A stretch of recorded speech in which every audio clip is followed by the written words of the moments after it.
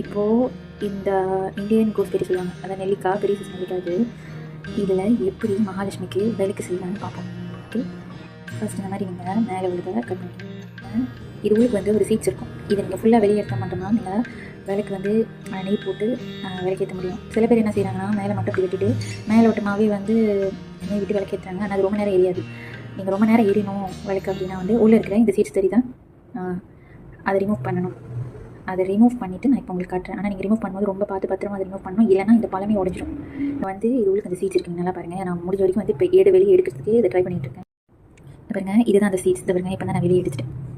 இப்போ இதை எடுத்துகிட்டு உங்களுக்கு இப்படி தான் இருக்கும். இதுக்கு மேலே வந்து உள்ளே இன்னும் நல்லா க்ளீன் பண்ணிவிட்டு நெய் போட்டு விளக்கேற்றுற அளவுக்கு வந்து இதை நம்ம அழகாக வெட்டி எடுக்கணும். ஓகே, இந்த மாதிரி அடியில் வந்து சீவிடணும். இப்போ வந்து இது அழகாக நிற்கும். ஓகேவா? இதுக்கப்புறம் வந்து நம்ம நெய் போட்டு பஞ்சு தீரி இருக்குல்ல,